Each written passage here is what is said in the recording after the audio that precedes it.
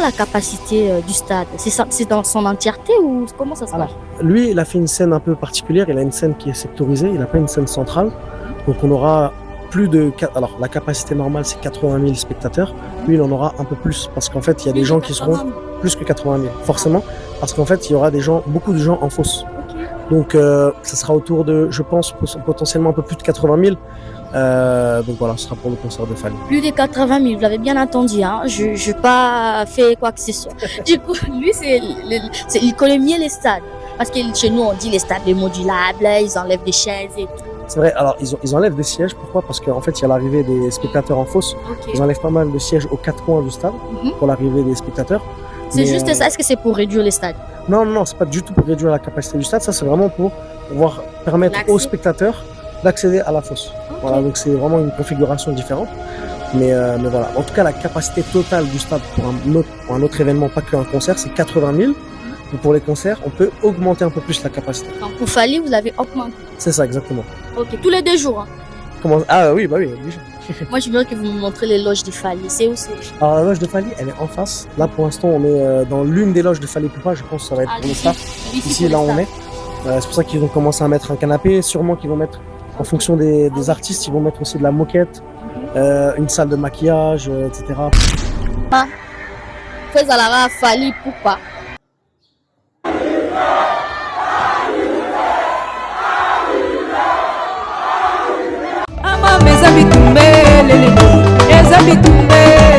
Arrêtez la musique. Arrêtez. Katazoba. Il ne nous reste plus que 2 jours pour le Stade de France de Fally Ipupa, le 2 et le 3 mai. 2 dates, mesdames et messieurs, pour le nord du Congo et aussi de toute l'Afrique francophone. Mesdames et messieurs, bonjour, soit bonsoir, Topesibino Mbote, et on vous souhaite les bienvenus sur notre chaîne Boalo de TV, c'est nous, et l'émission c'est Katazoba, la chronique Intello animée par la gourou du temple, Eagle Woman, la mère des aiglons, la gourou de son temple, la boalisation, autrement dit l'électron libre, Mwanaya Changu Oyo. Toujours en place, toujours en forme, toujours au poste et ça ne changera pas. En tout cas, tout le plaisir est pour nous de savoir que vous êtes nombreux à nous suivre. Vous êtes partout dans différents pays, différents continents, dans différentes villes.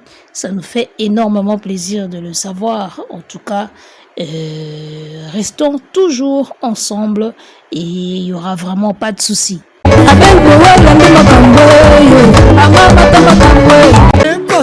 Mwana chango yo kina nango dusema mwana chango yo kina nango dusema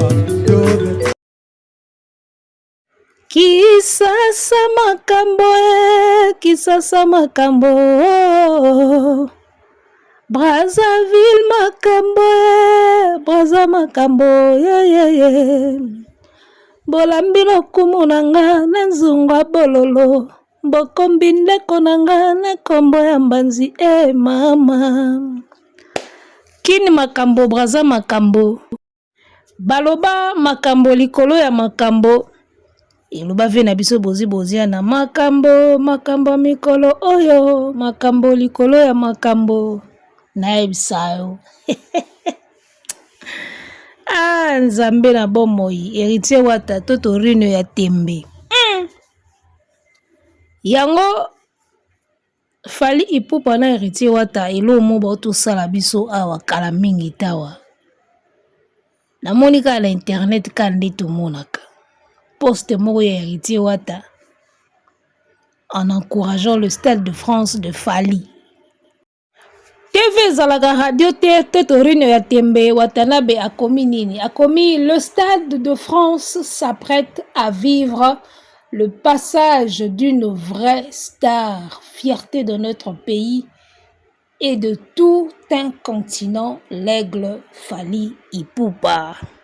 Message déjà moulaï, mais biso sukika awa parce que tu comprendre déjà. Page officielle héritier Watanabe Facebook, na Instagram pe abwaka ki mwantswaka kote wana na ebisa yo eloko ebomaka bana wenge ya keto yango.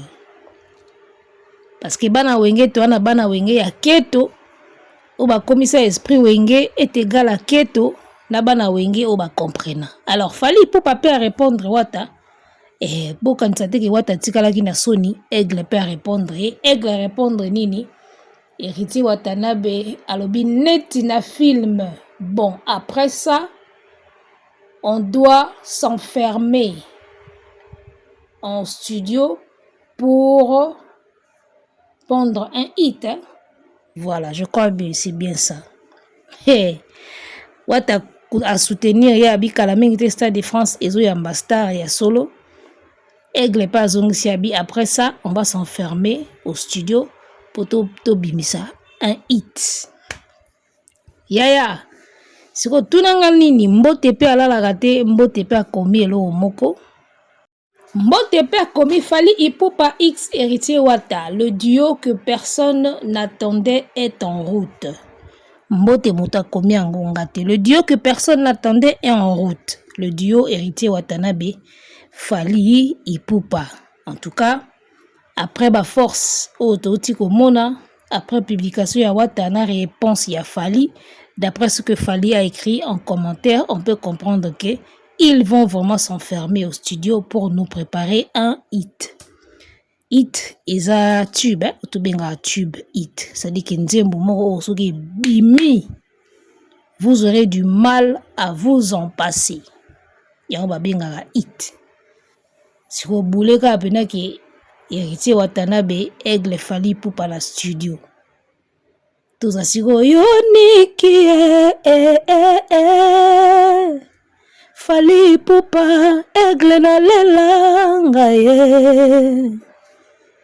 Selengongo pesi mokongo maya misikomi kotanga ngai yo moni ndenge nga na kolela. Oh chérie, mobembo ezali wate nakei. Yo longoli lobi konanga mama.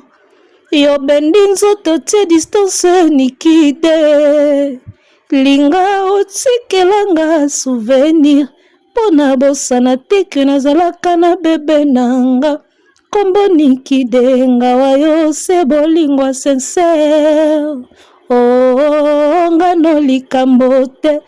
Nalingaki tobima na yo na mpokwa oya samedi dimanche. Hey!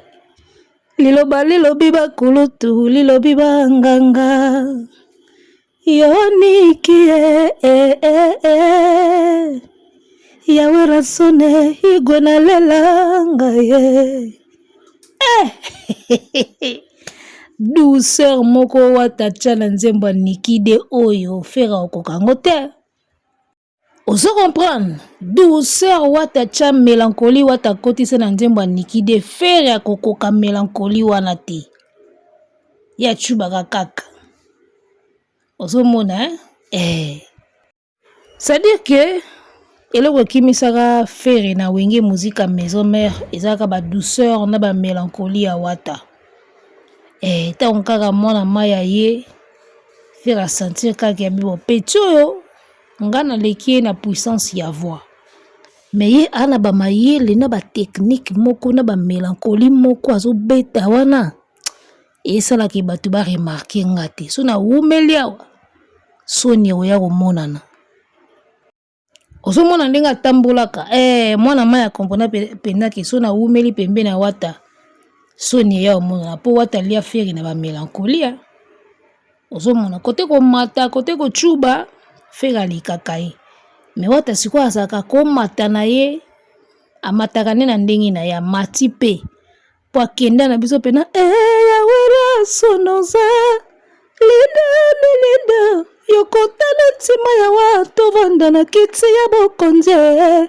Omona po monsieur soka komedi akuna c'est bon déjà. Donc wata ko mata na bandingi ne et puis wata yaka siko pena comprendre yo longoli lobi konanga oniki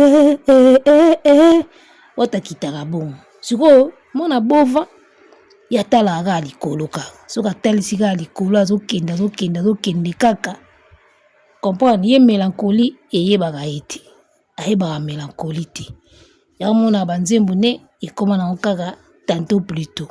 Ozomona banzembo na ye ekoma na okaka bongo po nini depuis abwaka mélancolie akomaka ko forcer ko ganga ko mata parce que ye azalaka convaincu que plus azomata plus azoganga aoleka Fally aoleka Wata aoleka ba musicien nyonso donc bongo nde ezobimisa ye meilleur chanteur. Yamoni akomaka oganga ganga ayebi mélancolie te ayebi douceur na nzembo te ayebi okaresser na nzembo te ayebi tendresse na nzembo te donc ye modèle wana kaka.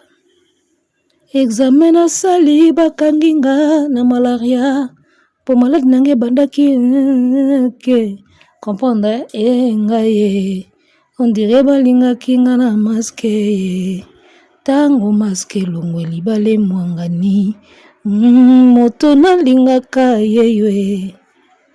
Ozomona nandimi nanga bapimelanga bokonzi kasi bapesanga yo nde kifumu nanga nalata yo na loketo ceinture à love nanga yo nde portable nanga Ozomona Wata mataka akitaka asalaka ba douceur mélancolie mais mwana bova ya mataka kaka akitaka te amataka akitaka te amataka nzembo wana na yembango amataka te akitaka te. Alors, en tout cas, ça va nous faire énormément du bien. Ça va vraiment nous faire plaisir, je pense bien. Timbre vocal hier ici, Watanabe na Fally Ipupa bon. Balobaka ezalaka neti ndenge moko. Ngapi na mona yango bongo. Po mosaka si ayebisa biso déjà que yo mona ya Wata te mbalo wa Fally. Mokili, bobe mokili, kolo, mondobe. Siko batembo na bango mibale ndenge kokana boye. So bayembisi ko ensemble. En tout cas c'est la vraiment très belle au bimawana parce que voilà ce qu'il faut balingam na bakenango na mwandenge mo boye bakenango mwandenge mo boye Wata siko faut garder identité ya Kiwenge Fally a garder ka ki Fally wande toyo kelenge ya featuring parce que so Wata ye ko coller Fally et ça la neti moi genre Wata siko faut garder pena Kiwenge caché pena ya maison mère ya Wenge a garder yango et puis Fally ayeka na caché na ye pena ya ki Fally ya kiana mongo wana na biso to risquer tozwa eloko moko wana biso tozo risquer tozwa eloko moko eleki orthothanasie ele ya Seleo na Fally to risquer tozwa eloko moko pe eleki Zandwa Minzemba ya Seleo na Ferry pour Seleo là quand même le seul jeune o ayemba na ba tête d'affiche mibale ya musique ya Congo Ferry na Fally Seleo ayemba na bango mibale ayemba na Fally orthothanasie tika monganga malade tondinga na nzoto fota kinwani didi kinwani asala pe ba clip na bango mibale do Seleo ayemba na Fally a clipa ayemba pe na Ferry a clipa do ye pe na sangisa bango mibale soka gi mayele alingaki vraiment yeba kosalela ngo parce que eza eloko oyo lelo eza moi rare ozwa Ferry na Fally na ba leader kofika moto asalango wa yembisa Ferry na Fally nzela moko podium moko nzembo moko kofika moto asalango na ba jeune Seleo ka moto asaliango afit Fally afit pe Ferry Seleo ka moto ana na chance wana mais bon a négligeant na yango asala nango eloko te epesa eloko te abote yango pe eloko te na habite soki vision na ye ezalaka nini akoma na ye moto ba émission yango tozoloba trop d'émissions à succès keba oya okoma Seleo toboyi na biso te ke ba émission na bino ezalaka à succès mais keba siko soki ba émission kaka nde ekomi na succès ba concert te ba répétition te ba nzembo no te ba album no te kaka ba émission na onde ekomi na succès et puis succès ya ba émission ngo ezouta wapi ezouta ka soko chrétien Fally to tangi kombo Fally nde émission ngo pe succès ozomona donc mabe siko yango wana po o risque pe no koma ka Seleo ba émission na bango ba osala succès nango ezouta ka na kombo Fally so balobi na Fally batangi kombo Fally to ba chrétien Fally nde émission ngo pe succès basa no na émission baloba makamba Fally te du début à la fin total soki ba émission ngo ekozala na succès ndenge ba oloba mais bon bonne chance pour notre émission à succès. So bo tikel na bino ba seleo biso et ça la biso bien parce que la minute au biso quand to la 2 stades de France boy. Après ça c'est fini hein. Et donc bo compter biso sous na mamba ba congolais té. Bo tia biso sous na ba Barna Boy, na ba Davido, na ba Gims. Voilà. Alors nous attendons le featuring de Fally Ipupa na héritier. Tosto yoka le afuiti yeloko kala. Les longs de ce qu'on a monné comme neti déjà tu yoka fuiti nango. Tu yoka de afuiti ke watana Fally ba yemba nini tout ça après et s'embrouiller et boulungani. Mais là vraiment je pense que le commentaire y a Fally et koki kozala une sorte y a confirmation. Donc tu confirmer peut dans le côté mais commentaire y a Fally et koki kozala une sorte y a confirmation. En tout cas musique n'habite je pense que ils appellent la carence ya babilo koyo faute barando faute ya barando makambe belé ils ont empêché musique nabiso ezo ba featuring ba dio ya bien donc musique nabiso ezo souffrir pendant la carence ya ba dio ya bien Fally na Ferry ozomona nde bato ba souhaita nga souhaita ngo te bato ba souhaita ngo Fally na Ferry moi dio lelo watana Fally moi dio et cause à la paix. Fally la déplique et qu'on peut s'appeler pourquoi pas et cause à la paix Fally na ba monsieur basé belé et cause à la paix Fally na Redi Amisi ozomona et cause à la paix watana Kofi tu vois donc tozo sanga ba dio moko ya boye pour na nini Nicolas Barando mais lorsqu'il y a quelques artistes musiciens qui comprennent qui reviennent à la raison pour Basalango, en tout cas, c'est une bonne chose, c'est à applaudir. Bon, batuné so tende ba bénéficier nango parce que o bazala vraiment na molimo ya o balinga naka molimo ya séparation ba bazaka na ko na bango wana to ko changer bango te. Mais o bazala ba esprit ya humilité ya komikitisa. Ba ko approcher ba ninga ba sala na bango ba duo et puis voilà, le monde va aimer, c'est ça. Alors, tout voici le sujet le plus le sujet le plus important hein, bongo parce que jour J-2 Stade de France déjà bientôt. Alors, j'ai aimé l'émission de Glody Diasuka avec le gars na Stade de France pour na kolobela makambo Italie superficie makambo Italie capacité hein, parce que bazoba ya bangulwa bango depuis ba monaika bazo longola ba chaise na Stade de France pona bango bazo kata stade na katikati bazo kabola stade pona bango ba diminuer stade pour Fally beta la configuration ya muke. Alors tolanda siko bato bazo travailler na kati o ba yebi makambo ndenge et se passaka zoba article la zoba kufa zoba éternellement zoba. Et heureusement déjà Fally si alobaka na mamunyoso zoba okufa zoba omoni ata bazomona balobaka buzoba ata bazo comprendre bayaka koloba buzoba mais biso pe il faut to continuer ka ko éclaircir makambo parce que vérité il faut eloba makaka tolanda ndeko na biso ya mobali ndenge aza ko expliquer après tozonga na pakola couleur ne tombera jamais, langue ne tombera jamais. Toko petit kaka langue na boalu de TV toko pakola ka toujours couleur na couleur. Tous les cas. Et par rapport à la capacité du stade, c'est dans son entièreté ou comment ça se passe? Lui, il a fait une scène un peu particulière. Il a une scène qui est sectorisée. Il n'a pas une scène centrale. Donc on aura plus de... Alors la capacité normale c'est 80 000 spectateurs. Lui il en aura un peu plus parce qu'en fait il y a des gens qui seront plus que 80 000. Forcément parce qu'en fait il y aura beaucoup de gens en fosse.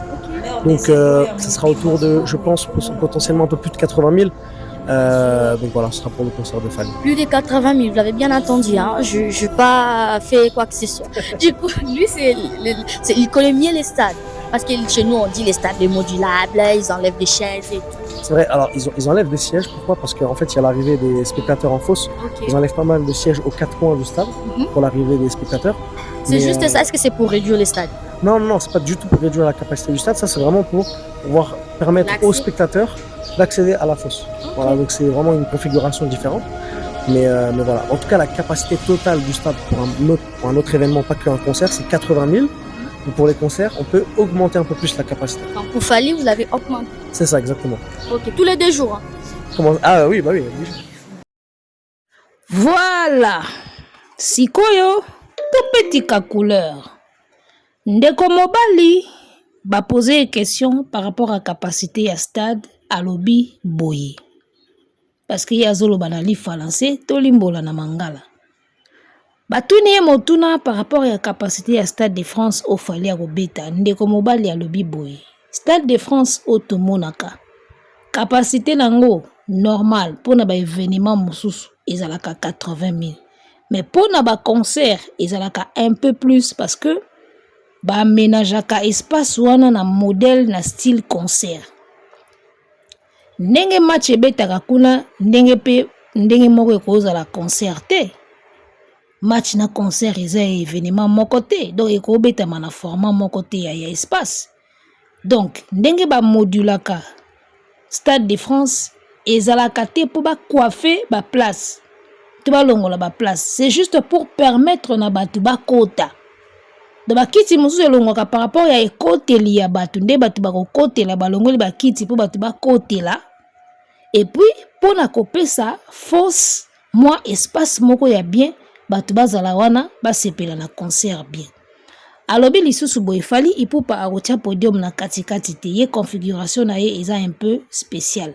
Akotia podium na ye na système à mopanzi balongoli ba chaise pour na ko élargir fosse. Donc capacité au fali azui ndenge ba aménager les espace ya stade eza un peu plus de 80 000 par rapport ya disposition oyo bango ba kosalela. Donc oyo azolo ba boye fali afuti ete aza moto asalaka na kati kuna parmi ba agent basalaka kuna bazui na interview nde aza ko expliquer biso pour les 2 jours ya fali ba moduler stade bien sûr mais ko moduler elakisite ko coiffer configuration juste pour na ko permettre espace ya ba entrée ya batou et puis pour na ko élargir fosse. Alobi très bien que capacité normale ya stade pour na ba événement normal ya stade ezalaka 80 000 mais pour na ba concert ezalaka un peu plus. Est-ce que toyoki na matoi na biso to toyokeli côté mususu? Golo oyo alinga tikala zoba atikala kaka na idée ya bakati kati bazobeta kati en tout cas buzoba na yo moko to souhaiter yo bon buzoba parce que ndenge ndeko oyo expliquer awa oyo nyonso za mutu so za pena mutu il faut comprendre so za mutu faut comprendre so za na mutu te otikali na ona buzoba na yo to souhaiter yo bon buzoba parce que bango bazalaka bongo ya fallait aloba zoba éternellement zoba boyebi éternellement elaxine éternel elaki eloko eza libela etikali bongo ko changer te donc zoba éternellement zoba donc ya otikala bongo zoba ti mokili ekufa asi a comprendre ngo parce que batu mobimba ta ba omona ba yaka koloba le contraire ata ba yoki ba yaka koloba kati abeti yango ndambo atie ba rido ata bazoyoka ata ba omona pena ki salo etondi plein ba ya loba kaki ezaki kati bakaboli yango batie boye donc bazoba éternellement bazoba. Si nous on fait des émissions comme ça c'est pour aider bato baza prêt à comprendre ba comprendre oya lingi na ko comprendre te article na buzoba na ye parce que bato mususu na vie baza lokwa ba satan ata otei ndenge nini ye destination na ye lifelo ti libela na libela bagolo ba bon bagolo ba lokwa ba satan ata otei ndenge nini ye destination na ye de alifelo bagolo ba ndenge wana ata lobby ata lakisi image ata moni preuve ye destination na ye buzoba depuis ba comprendre que ba okangaka fali te ba koma na bango ko amuser galerie tout ce qu'ils font là c'est pour amuser la galerie. Ils ne font que s'amuser et ils amusent la galerie. Bakati bakati ndambo fallait aza numéro 1 te na top 10 kuna ya snap azate. Ils amusent la galerie. Baby bien kaza. Baby bien ka obeta stade plein. Baby nyonso wana bayebaka. Basala ndisi ko nde muta na kwiti. ameli moi 2000 angi po ya kolobelo vérité batakwiti nde basalaka po kanisaki ezalaki na se akwiti te azoloba ngo penza euti mpe na motema na ye na motu na ye makambo aoloba no me ameli moi 2 boki po mona neti kaka na se akwiti ayebi makambo aoloba nde bagolo bazalaka bayebi na bango ke fali aleki feri bayebi ke fali autotola stade wana 80 même plus bayebi ke aobeta yango sold out bayebi ke aobuka kuna aobuka yango mabe bayebi mpe ke wana niveau ya feri te bayebi mpe ke apres fali na stade de France congolais moko te okende rumbiste moko te okemeka kuna bayebi makambo wana tout bien bayeba yango bien mais to amuse ka galerie parce que feri akokoma wana te totiaka mwa mbrema système na bango nyonso bakoma na bango yango wana ozomona bagologolo bakoma na bango na attitude wana tout wana bayebaka na bango tout bayebaka ozomona bayebaka na bango oyo Kinshasa nde peut-être bakoza ba ignorant mais quelques golo bazaka na poto baza moins éclairé bayebaka ke mwana mai au prêtre mais to ambriaka ye kaka soko bango bakanisaka bazo ambriye ye nzoka baosa ambriye bango moko baosa musée bango moko bozo cha ambriyema fali azo gagner premier na top 100 premier na France album ezokende bien stade yango wana ezobetama siko bo ambriyaka nani bosambriyaka na bino ka bino moko bochaka ka loyenge ambiance ozomona neti ba animateur ya matanga azoyaka acha mo ambiance mo loyenge